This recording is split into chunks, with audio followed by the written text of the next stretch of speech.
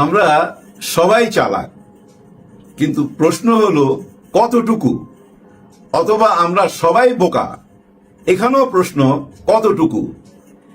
দেখেন, আমি আপনাকে বোকা বানাইতে পারুম একবার, দুইবার, তিনবারের সময় কিন্তু আপনি বুঝা ফেলাইবেন। আর আপনি কেন বোকা হচ্ছেন? আপনি আমাকে বিশ্বাস করছেন, বিশ্বাস করে বোকা হইতেছেন। আমি কিন্তু অপরাধী এখানে। আপনি যে বিশ্বাস করছেন এটা তো অপরাধ না, আপনি আমাকে বিশ্বাস করছেন কারণ আপনার ঈমান ঠিক আছে, আপনি মানুষ হয়ে মানুষকে বিশ্বাস করছেন। কিন্তু আমি আপনার বিশ্বাসটা ভঙ্গ করতেছি, আপনার বিশ্বাসের সুযোগ নিয়ে চাতুরতা করতেছি, বা আপনাকে বোকা বানাইতেছি, অথবা আপনাকে চোদু বানাইতেছি। বনিয়ামিন বলে না, চোদু জনতা, আমি সেই চোদু বানাচ্ছি আপনাকে। চোদু খারাপ অর্থে না ভাই, এটা হলো দেশীয় ভাষা। আমার দেশেও বলে রে হাতে কি চোদু বানাইছ তুই, চোদু মানে চোদু বনিয়ামিনের ভাষায়। দেখেন, আসলে মানুষ কিন্তু চোদু না, কিন্তু মানুষ বুঝতে পারে। হয়তো প্রথম আপনাকে বিশ্বাস করবে, দ্বিতীয়বার বিশ্বাস করবে, থার্ড টাইম যখন দেখবে যে না আপনার কথা তো ঠিক না, আপনি বেঠিকে যাচ্ছেন, তখন কিন্তু আপনাকে আর বিশ্বাস করবে না। আর বিশ্বাস না করলে মানুষের কি হয় জানেন? মানুষ 5 ফিট উপর থেকে পড়া যায় মাটিতে, মাত্র 5 ফিট উপর থেকে। গাছের থেকে পড়া মানুষ আবার সোজা হয়ে দাঁড়ায় যায়, বিল্ডিং থেকে পড়েও দেখবেন হাত পা ভাঙলো, ল্যাংড়ায় ল্যাংড়ায় হাঁটে। কিন্তু এই যে 5 ফিট বললাম, ওইখান থেকে পড়লে আর দাঁড়াইতে পারে না। সেই 5 ফিট কি জানেন? মানুষের হাইটের এই যে চোখটা, চোখ থেকে মাটি পর্যন্ত ধরে নেন গড়পড়টা 5 ফিট। এই চোখ থেকে যদি পড়া যায়, এই মন থেকে, মন কিন্তু 4 ফিটের জায়গায়, এই মন থেকে মানে এই 4 ফিট থেকে যদি পড়া যান, আর কোনোদিন উঠা দাঁড়াইতে পারবেন না। কার কাছে? ওই মানুষটির কাছে। ওই মানুষটির কাছে আপনি সারা জীবনের জন্য একটা ঘৃণার পাত্র। হ্যাঁ, ঘৃণার পাত্র। আর ঘৃণা নিয়ে আপনি একই ছাদের নিচে বসবাস করতে পারবেন না। তার চেয়ে বরঞ্চ দোজকে যায় থাকা ভালো। দোজক খানা হয়ে যায় তো ওই সংসার, যে সংসারের মধ্যে বিশ্বাস হারায় যায়, যে সংসারের মধ্যে একজনের প্রতি আরেকজনের ঘৃণা থাকে। টিকে না ভাই, সেই সংসার টিকে না। আমাদের সিনেমার একটা সংসার ছিল এরকম, আমি নাম নেব না, উনি পৃথিবীতে নাই, উনি অনেক বিখ্যাত শিল্পী। ওনার বাসায় যখনই যাইতাম, ওনার রুমে বসতে হইতো, আবার দেখতাম ওনার ওয়াইফের রুমে ওনার ওয়াইফের ফ্রেন্ডরা আসতেছে, ছেলে বন্ধু মেয়ে বন্ধু। আবার ওই অভিনেতার রুমে আমরা যে আড্ডা মারতাম, এখানেও ছেলে মেয়ে সবাই আসতেছে, আড্ডা মারতেছি। কিন্তু ওইখান থেকে এখানের দূরত্ব মাত্র 10 হাত, ওই রুম থেকে এই রুমের। কিন্তু ওদের মনের দূরত্ব ছিল হাজার হাজার মাইল, যার জন্য ওই সংসারটা টিকে নাই। আমরা যখন চলে আসতাম না, তারা যার যার রুমে ঘুমাইতো। এটাকে সংসার বলে? সংসার বলে না। যাই হোক, এতগুলো কথা কেন বললাম জানেন? আপনারা বুঝা ফেলাইছেন আমি কি ইঙ্গিত করতে চাচ্ছি। ডাক্তার জাহিদুর রহমান, হ্যাঁ, ওনার নাম ডাক্তার জাহিদুর রহমান। ওনার প্রতি আমার একটা ভক্তি শ্রদ্ধা আছে, যেমন ভক্তি শ্রদ্ধা আছে আমার ইলিয়াস হোসেনের প্রতি, পিনাকি ভট্টাচার্যের প্রতি। পিনাকি ভট্টাচার্য আর ইলিয়াস হোসেন সেফ জোনে থাইকা দেশের জন্য গত 16 বছর অনেক কিছু করছে, কিন্তু সেফ জোনে ছিল। আর ডাক্তার জাহিদুর রহমান দেশের ভিতরে ছিল ভাই, এই দেশের ভিতরে অনেক রিস্কে ছিল, অনেক প্রতিবাদ করছে ফ্যাসিস্ট সরকারের বিরুদ্ধে। ওনার বলিষ্ঠ কণ্ঠ যদি আপনারা শুনতে চান, ওনার অতীতের ভিডিওগুলা দেখেন। আওয়ামী লীগের আমলেই দেশের ভিতরে থাইকা উনি এইসব বক্তব্য যে দিত না, আমি ভয় পাইতাম, আমি আসলেই ভয় পাইতাম।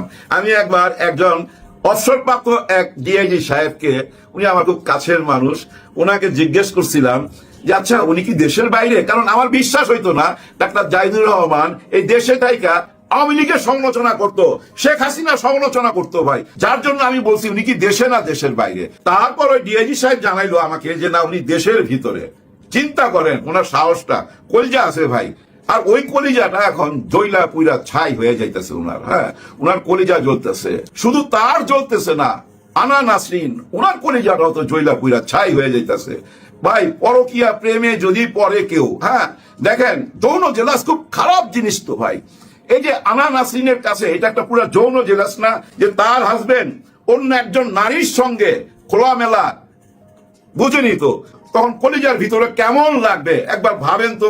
আপনি নিজে চিন্তা করেন যে আমার প্রেমিকা একজনের সাথে এরকম, বা আমার স্ত্রী আরেকজনের সাথে এরকম, বা আপনি নারী হয়ে চিন্তা করেন যে আমার হাজবেন্ড আরেকজনের সাথে, ভিতরে লাগবে না ভাই?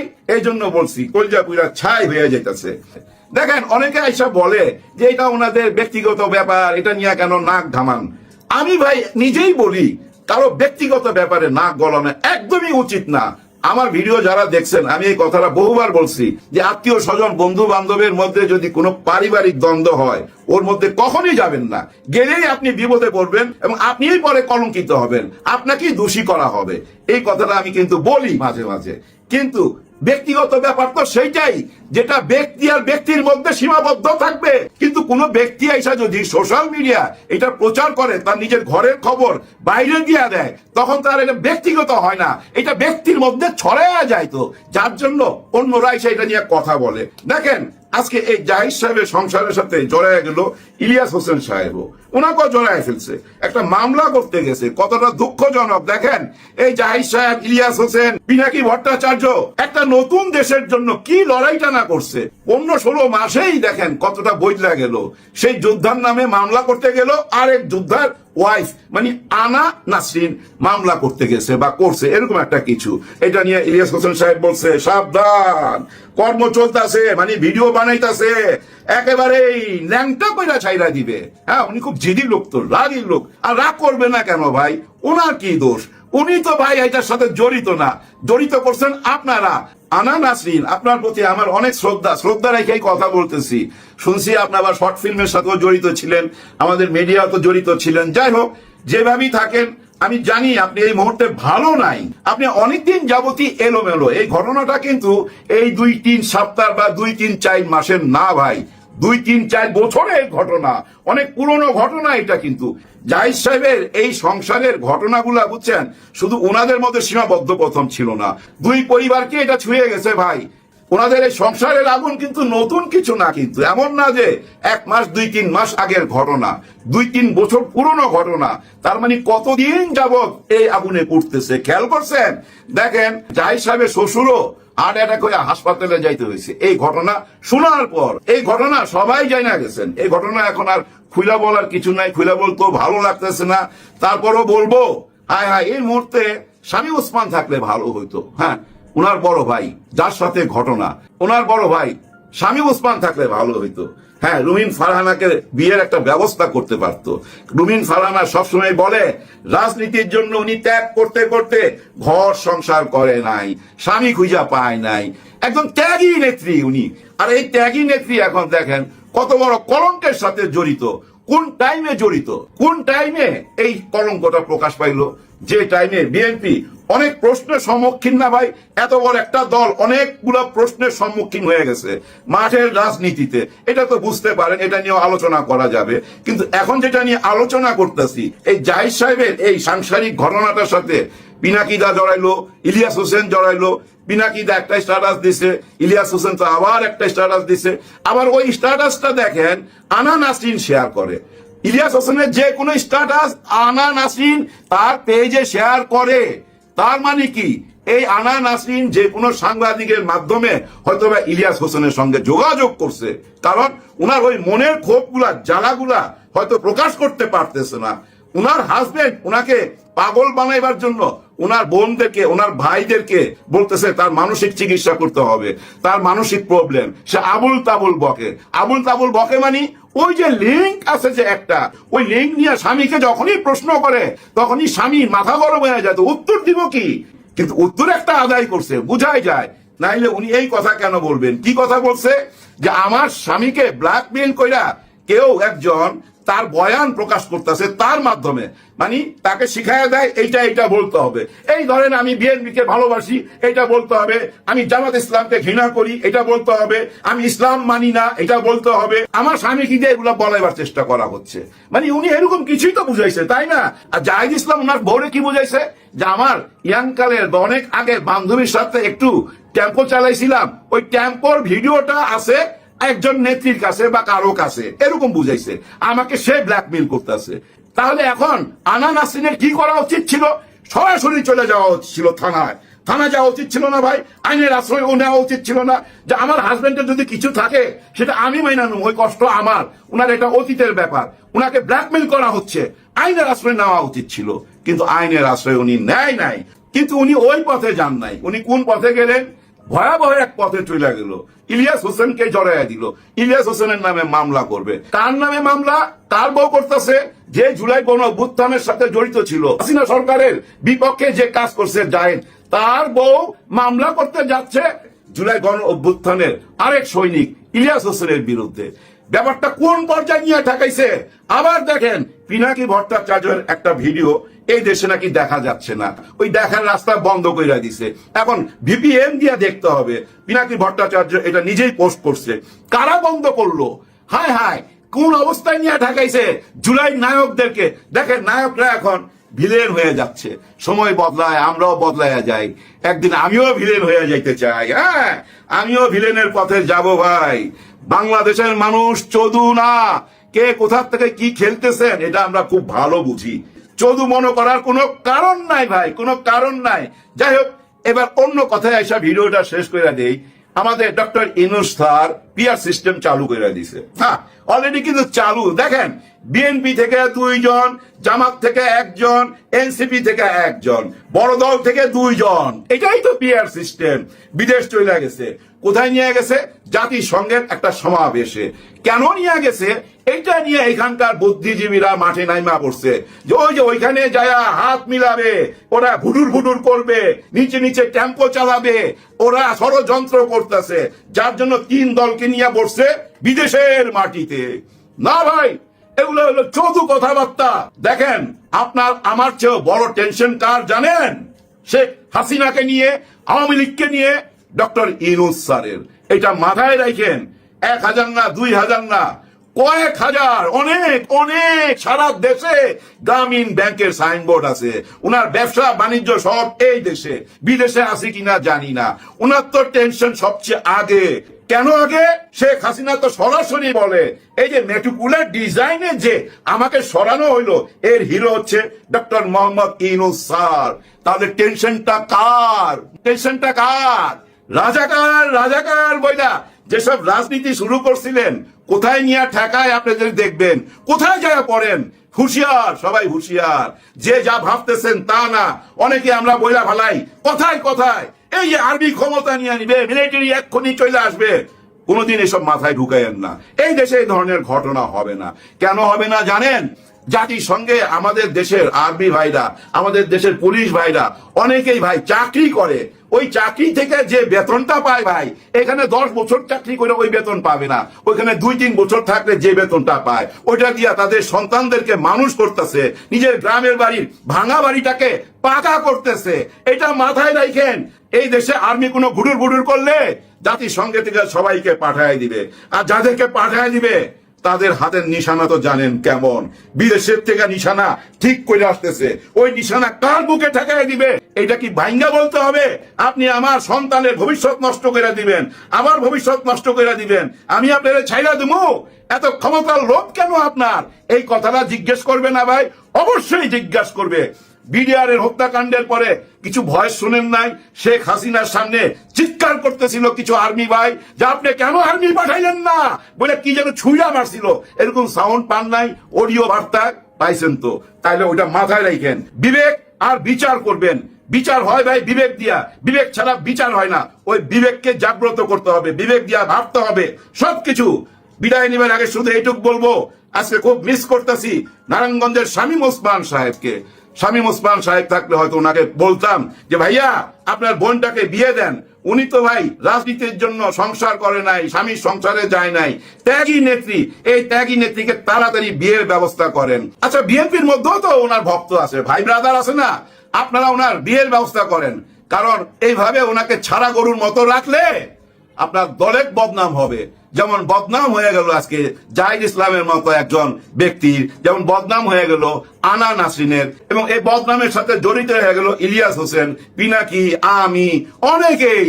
চিন্তা করেন কোথা থেকে শুরু আর কোথায় যায় আর শেষ। কিন্তু এই শেষটা জানলো, এই দেশের শেষটা কিন্তু আমরা জানি না। কিন্তু মাথায় রাখবেন অশুভ কিছু হবে না।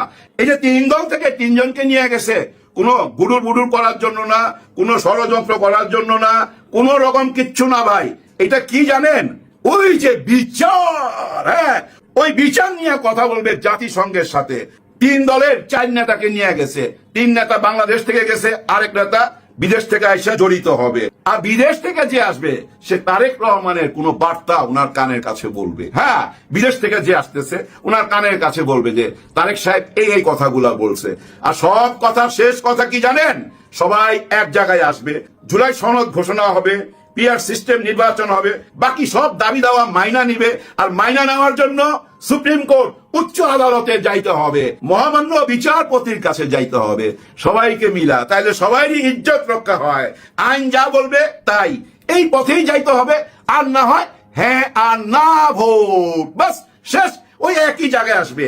এক হয় মাননীয় বিচারপতির কাছে, আর না হয় এই যে আমরা আম জনতা, এখানে মাননীয় লাগাবার দরকার নাই, আম শব্দ লাগাই দেন। আমাদের আম জনতার কাছে ভোট চাইতে হবে, আমরা কি চাই সেই পথেই দেশকে নিয়ে যাইতে হবে এবং সেই পথেই যাবে। এক পক্ষে বলে সংস্কার করতে হবে, আরেক পক্ষে বলে নির্বাচন করতে হবে। কিন্তু সংস্কারটা কি এখনো কিন্তু আম পাবলিক, মানে আমার মতো আম পাবলিক ঠিক মতো বুঝা উঠতে পারে নাই। এটা বোঝার জন্য একটা ছোট্ট গল্প বলি, এই 1 মিনিট 2 মিনিট লাগবে। একজন ডিসি সাহেব এই সংস্কার করার জন্য রাঙ্গামাটি যাচ্ছিল, সাথে তার বউ, নতুন বউ। যাইতে যাইতে গাছের ছায়া, উপরে গাছ, চারিদিকে গাছ, কি সুন্দর পরিবেশ। হঠাৎ বউর চোখে পড়ছে গাছের মধ্যে একটা পাখির বাসা। কোকো গাড়ি থামাও, গাড়ি থামাও। গাড়ি থামাইছে, বলে যে একটা পাখির বাসা দেখলাম, এটা আমাকে নিয়ে দাও, এটা আমার দরকার, ড্রয়িং রুমে সাজামু। নতুন সংসার ভাই, নতুন বউ চাইছে। ডিসি সাহেব গাড়ি থেকে নাইমা গাছের সামনে যায়, দেখে আরে বাপরে বাপ, এত উঁচা ডাল, উঠবে কেমনে? দেখে যে দূরে একটা ছেলে গরু চড়াইতেছে, ছাগল গরু চড়াইতেছে। তাকে বললো যে এদিকে আসো। ওই পিচ্ছি আসছে, বলে যে তোমাকে আমি 50টা টাকা দেবো, ওই পাখির বাসাটা আমার পাইরা দাও। বলে না স্যার, পারুম না, বইলা চলে গেছে। আবার ডাকছে, আচ্ছা 100 টাকা নাও। ওই ছেলে বলতেছে 100 টাকা কেন, আপনার 1000 টাকা দিলেও তো আমি পাইরা দেবো না, বইলা চলে গেছে। ডিসি সাহেব গাড়িতে ফেরত আইছে, বউ বললো কি হয়েছে? না, এটা পারা যাবে না। ওই ছেলেটাকে বললাম, সেও না বললো, কিন্তু তাকে আমি 100 টাকা দিতে চাইলাম, সে বলে যে 1000 টাকা দিল না। কেন এমন কথা বললো? আবার নাচছে কৌতূহল নিয়ে, আবার ডাকছে, এই বাচ্চা শুনো, তুমি 1000 টাকা দিলেও এটা পাইরা দিবা না, কেন বললা? স্যার ওইখানে ডিম আছে, সন্ধ্যার সময় পাখি ফেরত আসবে, আয়সা যদি তার বাসা না পায়, ডিম না পায়, তার ভিতরটা কেমন লাগবে এটা আপনি বুঝেন? বুঝেন না স্যার, বইলাই দৌড় দিয়া চইলা গেছে। হায় হায় হায়, এটা কি বললো? মনটা ভাঙ্গা গেল তার। গাড়িতে ফেরত গেছে, বউ বলে কি হয়েছে? ওগো শুনো, আমি যে লেখাপড়া করলাম স্কুলে, কলেজে, ইউনিভার্সিটিতে, কি শিখলাম? আমার তো কোনো সংস্কারই হয় নাই। ওই ছেলে হয়তো স্কুলও যায় না, গরু চড়ায়, ছাগল চড়ায়, ওর পরিবারের কাছ থেকে যে সংস্কার পাইছে, আমি তো বিশ্ববিদ্যালয় থেকে, স্কুল থেকে, কলেজ থেকে ওই শিক্ষাটা পাই নাই, ওই সংস্কারটা পাই নাই। পুরা ঘটনাটা বউরে খুইলা বললো, বউ লজ্জিত হইল এবং বললো যে হ্যাঁ, এটাকেই বলে সংস্কার। হ্যাঁ ভাই, পারিবারিক ভাবে যদি সংস্কার না পান, তাহলে ওই শিক্ষার কোনো দাম নাই। বেসিক জিনিসটা জানতে হবে, মানবতা বোধ, মানবতা বোধ থাকতে হবে, ভিতরে মায়া থাকতে হবে, মহব্বত থাকতে হবে, মানুষ হয়ে মানুষকে ভালোবাসতে হবে। মানুষ হয়ে মানুষকে ঘৃণা করবেন কখন? যখন সে অমানুষ হবে, অমানুষকে ঘৃণা করেন। কিন্তু একজন মানুষ হয়তো সে গরিব, হাতের মধ্যে ঘা পুজ হয়ে গেছে, তাকে ঘৃণা করার দরকার নাই। সম্ভব হইলে তার মেডিসিন আইনা দেন, তার চিকিৎসা করান। এই যে একটু সেবা করলাম না, এইটাই হইল শরিয়া আইনের ভিতরের কথা, মূল কথা, বুঝলেন? এই যে টক শোতে আইসা বলতেছে না, এখন শরিয়া আইন চলে আসবে, এই দেশের নারীদের কি হবে? মাথায় তো আর ঘোমটা দিতে পারবে না, ফোঁটা দিতে পারবে না, পেট দেখা গেলে পেটে আলকাতরা মাইরা দিবে, ঘোমটা না দিলে চুল কাইটা দিবে। এই যে এইসব প্রোপাগান্ডা ছড়ানো হচ্ছে, কেন জানেন? এই প্রোপাগান্ডা গুলো এই জন্য ছড়ানো হচ্ছে যেন ইসলামিক মাইন্ডের কেউ সামনে না আসতে পারে, ওদেরকে দাবায় রাখার এটা হলো সুকৌশল ভাই, আর কিচ্ছু না। দেখেন আমি থাম্বনেলে কি দিছি, 2 জন নারী আছে এখানে, সায়ন্তা শর্মা আর তাসনিম জারা। একজনকে দেখেন হেজাব পরা, কি সুন্দর লাগতেছে, কিন্তু আরেকজন কি অসুন্দর লাগতেছে? তাকেও সুন্দর লাগতেছে। অনেক গুণী নারী, ডাক্তার তাসনিম জারা, ওর মাথায় তো ঘোমটা নাই, চুল খোলা। এই যে 2 জনকে দিলাম কেন? এই 2 জনকে আপনারা নাহিদ ইসলামের 2 পাশে দেখেন নাই, সবসময় দেখছেন। আর এই নাহিদ ইসলামকে প্রথম যেদিন সংসদ ভবনের সামনে বিরাট মঞ্চের মধ্যে পরিচয় করা যায়, বলছিল না ইমাম, তো ইমামের পাশে দুইজন, তাইলে বুঝা নেন শরিয়া আইন কি হবে। আপনাকে জোর কইরা মাথায় ঘোমটা দেওয়াবে না, আপনি কপালে ফোঁটা দিবেন না মাথায় ঘুমটা দিবেন না পেট খোলা রাখবেন, এটা আপনার ব্যাপার। আপনার সমাজ যদি আপনাকে অ্যালাউ করে, আপনি যা ইচ্ছা তা করেন। সমাজে থাইকা তো সমাজের বাইরে যাইতে পারবেন না। আর সমাজের ভিতরে থাকতে গেলে একটা আইন মাইনা চলতে হবে, একটা নিয়ম মাইনা চলতে হবে, একটা সিস্টেমে চলতে হবে। আর ওই সিস্টেমটা কি? ওইটাই শরিয়া আইন। শরিয়া আইনের বাইরে তো কিছু নাই রে ভাই। আমরা যে একজন আরেকজনকে সালাম দেই, জিজ্ঞাসা করি কেমন আছেন, ভালো আছেন কিনা, এইটাই তো শরিয়া আইন। এখন একজন রাস্তায় একজন নারী দেখলেন, তাকে আপনি ইভটিজিং করলেন, এটা শরিয়া আইনও তো অ্যালাউ করবে না। আমাদের বর্তমান আইন কি অ্যালাউ করে? নিশ্চয়ই করে না। আমাদের বর্তমান যে আইন আছে, দেশ যে আইনে চলতেছে, ওই আইনেই চলবে রে ভাই। ওই আইনের মধ্যেই বুঝছেন আপনি শরিয়া আইন খুঁজে পাবেন। শরিয়া আইন আলাদা কিছু তো না। এই আলাদা কিছু করে দেখানো হচ্ছে কেন? ভয় ঢুকাই দিতে চায়, নারীদের মনের মধ্যে ভয় ঢুকাই দিতে চায়। কিন্তু ভাই ওই টাইম কি এখন আছে? 4 কোটি নতুন ভোটার, একদম ইয়াং, 18 বছর বয়স, এই জেনারেশন জি আপনাদের এইসব ফালতু জিনিস খাবে না। গত 2 দিন যাবত একটা জিনিস খুব বেশি লক্ষ্য করতেছি, কিছু বুদ্ধিজীবী টক শোতে আইসা বলার চেষ্টা করতেছে জামাতে ইসলাম ধর্ম ব্যবসা করে, ইসলামকে ক্যাশ কইরা মানুষের মন জয় কইরা ভোট আদায় কইরা দেশের ক্ষমতায় যাইতে চায়। ইসলাম ধর্মের সাথে নাকি রাজনীতির কোনো সম্পর্ক নাই। ও ভাই, রাজনীতি কি? রাজনীতি কারা করে? একজন রাজনীতিবিদ করে রাজনীতি। আর ওই রাজনীতিবিদ তৈরি হয় কিভাবে? এই সমাজ তৈরি করে। রাজনীতিবিদ সবাই সাথে যোগাযোগ করে। কেন যোগাযোগ করে? এই যে সমাজের সবাই মনের কথা যায় না, সে কি করবে? রাষ্ট্র চালাবে। সমাজ যেভাবে চাচ্ছে সেভাবে রাষ্ট্রকে চালাইতে চাইবে। তাহলে আসেন, রাষ্ট্র কি ছিল না মদিনা? মদিনা রাষ্ট্র কিভাবে চলছিল? মদিনা সনদপত্র মানে কি? ওইটাই তো সংবিধান, মদিনার সংবিধান। ওই সংবিধান কিভাবে তৈরি হইল? আল্লাহ রসুল কি মক্কা থেকে যাই ওই সুযোগ পাইছিল? না, ওই সুযোগ পায় নাই। সমাজের সবাইকে বুঝাইতে হয়েছে। তৎকালীন এই কাবিলা ওই কাবিলার সাথে সবসময় ভাই মারামারি কাটাকাটিতে লাইগা থাকতো। কোনো নারীদের সম্মান ছিল না। এই অরাজকতা থামাইবার জন্য আল্লাহ রসুলকে কখনো কখনো যুদ্ধ করতে হয়েছে, কখনো কখনো সমাজের মুরব্বীদের নিয়ে বসতে হয়েছে এবং একটা আইন পাশ করতে হয়েছে।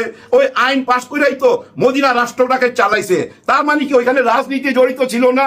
রাজনীতির সাথেই তো ইসলাম জড়িত। তাহলে ভুয়া কথা কেন বলেন? ভাই, পৃথিবীর কোনো মানুষই রাজনীতির বাইরে না, সবাই রাজনীতির সাথে জড়িত। কারণ আপনি আমি সবাই ট্যাক্স দেই। রাস্তায় একটা ফকির আছে না, সেও তো ট্যাক্স দেয়। হয়তো বলবেন সে আবার কেমনে ট্যাক্স দেয়? ভাই, ফকির কি ব্রাশ কিনে না, টুথপেস্ট কিনে না দাঁত মাজার জন্য? ওইখানে কি ট্যাক্স দিচ্ছে না? ওই যে খাবার কিনতেছে, ওইখানে কি সে ট্যাক্স দিতেছে না? চাল কিনতে যাক, ডাল কিনতে যাক, কোনটাতে ট্যাক্স নাই? ট্যাক্স তো সে দিতেছে। তার মানে কি তার পয়সায় রাষ্ট্র চলতেছে। আর রাষ্ট্র কে চালাইতেছে? আমরা একটা প্রতিনিধি বাইছা দেই, ওই প্রতিনিধি যায় রাষ্ট্র চালায়, উনি দেশের প্রধান হয়। কথাগুলো কেন বললাম? এই যে টক শোতে যারা এইসব কথাবার্তা বলতেছেন, এই বলার পিছনে কারণ কি জানেন? তারাও বুঝা ফেলাইছে মনে মনে, হায় হায় এরা তো চইলা যাইতাছে। ডাকসু আর জাকসুর নির্বাচনের পরে ওরা বুঝা ফেলাইছে ভাই দেশ কোন দিকে যাইতেছে। এটা ভাই পাগলও যখন বুঝে, আর এরা তো ভাই পণ্ডিত মানুষ, এরা না বুঝার কোনো কারণ নাই। আর ওই বুঝা ফেলানোর কারণেই ওই যে ওইসব কথাবার্তা নিয়ে আসে। ইসলাম নিয়ে কেন রাজনীতি করবে? ধর্ম নিয়ে কেন রাজনীতি করবে? আবার বলে শরিয়া আইন কেন আসবে? শরিয়া আইন চলবে না কেন? ওরা এই মুহূর্তে শরিয়া আইন নিয়ে কথা বলতেছে কারণ ওই যে তারা বুঝা ফেলাইছে সামনে যে ফাইনাল খেলাটা আসতেছে, ওই খেলায় মারাত্মক খেলা দেখাবে তো ইসলামিক মাইন্ডের সবাই। আগামীকাল 18 তারিখ ওনারা ওনাদের দাবি দাওয়া নিয়ে নাইমা যাইতেছে। আচ্ছা, ওনারা দাবি দাওয়া করতেছে কার কাছে? সরকারের কাছেই তো, নাকি না অন্য কোন দলের কাছে? নিশ্চয়ই সরকারের কাছে তাদের দাবি। তাহলে কেন বিএনপির মতো বড় দল রিয়াকশন দিল? জামাতে ইসলাম যদি তাদের দাবি দাওয়া নিয়ে রাস্তায় নামে, তাহলে আমরাও আমাদের দাবি দাওয়া নিয়ে রাস্তায় নামবো। তাহলে বিএনপির দাবি দাওয়া কি আর জামাত ইসলামের দাবি দাওয়া কি? জামাতে ইসলামের দাবি দাওয়া জুলাই সনদপত্র ঘোষণা দিতে হবে, পিআর সিস্টেমে নির্বাচন করতে হবে, জাতীয় নির্বাচনের আগে স্থানীয় নির্বাচন আগে হইতে হবে, এবং স্বৈরা শাসকের সঙ্গে যারা ছিল 14 দল তাদেরকে নিষিদ্ধ করতে হবে। তাদের এই নিষিদ্ধ দাবি চাওয়াটা ভাই অযৌক্তিক কিছু না। কারণ কি জানেন? 3 দিন আগে শেখ হাসিনার যাওয়ার 3 দিন আগে জামাত ইসলামকে নিষিদ্ধ করা হয়েছিল। আর ওই নিষিদ্ধ করার জন্য তাল দিছিল কারা? দস্তখত দিছিল কারা? এই 14 দল দিছিল ভাই। যার জন্য ওনারা চাইতেছে যদি ওই দিন বিএনপিকে নিষিদ্ধ করত, বিএনপি নিশ্চয়ই চাইতো, তাই না? কিন্তু বিএনপি এখন কি চায় যে না, আমরা এইসব নিষিদ্ধ চাই না, আমরা সবাইকে নিয়ে রাজনীতি করতে চাই, সবাইকে নিয়ে নির্বাচন করতে চাই। এই দাবিতে ওনারা রাস্তায় নামবে। আর ওনারা রাস্তায় নামতেছে জুলাই সনদপত্রের ঘোষণা, পিআর সিস্টেম, স্থানীয় নির্বাচন এবং এদের নিষিদ্ধ। এখন দেখেন, এই যে জামাতে ইসলামের চাওয়ার সাথে বাংলার জনগণের মত আছে ভাই, মত আছে কিভাবে বুঝবেন আপনি? এটা বোঝার জন্য সহজ রাস্তায় কমেন্ট বক্সে চলে যাবেন। জামাতে ইসলামের কোন পোস্টে কমেন্ট বক্সে যাওয়ার দরকার নাই, ওনাদের কমেন্ট বক্সে যান। যারা এটার প্রতিবাদ করতেছে যে না আমরা এগুলা মাইনা নেই না, আমরা পাস কইরা সংসদে যায় পাস করুম, তাদের কমেন্ট বক্সটা দেখেন তো। হায় হায়, তাদের কমেন্ট বক্সে যায় দেখবেন জামাতে ইসলামের পালের মধ্যে হাওয়া দিতেছে, সবাই জামাতে ইসলামের পক্ষেই তো কথা বলতেছে। তাহলে আপনাদের যে এই দাবি দেওয়াটা, এটা কি জনগণের বিপক্ষে চলে যাইতেছে না? নিশ্চয়ই জনগণের বিপক্ষে চলে যাইতেছে, কারণ আপনারা তো ওই ইমেজটা গইরা তুলতে পারেন নাই। গত 12-13 মাসের আপনাদের যে ইমেজ, আর ওই ইমেজ থেকে যদি এখন ঘুরা দাঁড়াইতে চান, তাহলে আমি মনে করি আপনাদেরই বলা উচিত, কারণ আপনাদেরই তো 450 শহীদ হয়েছে আপনাদের দলের লোক। আপনারা বলেন ওই 450 মায়ের বুকের হাহাকার কি আপনাদের কানে পৌঁছায় না? পৌঁছায় যদি, তাহলে আপনারাই বলেন না কেন জুলাই সনদপত্রের ঘোষণা দাও, এক্ষুনি দাও। আর উচ্চ কক্ষের পিআর সিস্টেম, এটা সবাই মাইনা নিতে তো কোনো অসুবিধা নাই। হ্যাঁ, নিম্ন কক্ষেরটা নিয়ে কথা বলতে পারেন, হ্যাঁ নিম্ন কক্ষ নিয়ে কথা বলতে পারেন, ওইটা হয়তো সবাই মাইনা নিবে ভাই। কিন্তু আপনারা কিছুই মানবেন না, সবসময় খালি বলবেন সবই আমরা কইরা দেবো। কিন্তু এই যে কইরা দেবো, এই বিশ্বাসটা তো আগে আনতে হবে। ওই বিশ্বাসটা তো আপনাদেরকে করতেছে না, এটা তো প্রমাণ পাইছেন আপনারা এই ডাকসুর নির্বাচনে, জাকসুর নির্বাচনে, এটা প্রমাণ পাইছেন না? আর আপনারা নিজেরাও জানেন স্থানীয় নির্বাচন যদি আগে দিয়ে দেওয়া হয় কি হবে এই দেশে। স্থানীয় নির্বাচনটা দেওয়ার সঙ্গে সঙ্গে দেখবেন ওনারা নিজেরা ভাই মাথা ফাটাফাটি কইরা এই পৃথিবী থেকে বিদায় নিবে। বহু মার বুক খালি হবে। কারণ কি জানেন, বহু নেতা তো, নেতার অভাব নাই। এক এক জায়গায় খুঁজলে আপনি 2 ডজন নেতা পাবেন। ওই নেতাদের চাপেই আপনারা খেতা হয়ে যাবেন। এটা আপনারা নিজেরা ভালো করে বুঝেন বলেই আপনারা স্থানীয় নির্বাচনে আগে যাইতে চান না। আরে ভাই, সবার জন্যই তো এক নিয়ম, পিআর সিস্টেম আর স্থানীয় নির্বাচন করতে অসুবিধা কি? আপনারাই তো বলেন ওরা 10টা আসনও পাবে না, সব আসন তো আপনারাই পাবেন। তাহলে এই নির্বাচনে যাইতে অসুবিধা কি? জনগণের সাথে থাকতে অসুবিধা কি? এই মুহূর্তে যদি আপনারা জনগণের সাথে চলে আসেন, তাহলে কিন্তু দেখেন সবাই মন গার্ডেন হয়ে যায়। আর যদি আপনারা বলেন যে না আমরা মুখোমুখি দাঁড়াবো, দেখি কার শক্তি বেশি, যদি মাঠে শক্তি প্রদর্শন করতে চান করেন, অসুবিধা কি? জোরজার মুল্লুকতার ওই সিস্টেমে যাইতে চাইলে কিচ্ছু করার নাই। ওই আগের সিস্টেম, পুরানা সিস্টেম ভাঙ্গা চুরা চুরমার করে দিতে হবে। যদি না দেন, তাহলে কিন্তু এই দেশে আবার একটা উলট পালট কিছু হবে। আর ওইটা যদি ঘটে, তখন কিভাবে বলবেন আমরা গণতন্ত্রকে বাঁচাতে চাই, গণতন্ত্রের মুক্তি চাই? ভাই গলা টিপা ধরবে তো, বুঝেন না কেন? ওই গলা টিপা ধরার আগে আসেন বুক মিলায় ফেলাই, বুক মিলাইলেই ভাই আমরা শান্তির পথে যাইতে পারুম। এই ছাড়া তো কোনো উপায় নাই। আর যদি মনে করেন না আমরা মাঠেই পরীক্ষা দেবো কার জোর বেশি, যান ওই রাস্তায়, আমরা ওই ধরে নিলাম আমরা ওই আমলেই আছি, জোরজার মুল্লুকতার ওই দেশেই বসবাস করতেছি, কিচ্ছু করার নাই। সবাই জন্য সবাই খালি দোয়াই করতে পারবো, সবার জন্য সবাই দোয়া করবেন।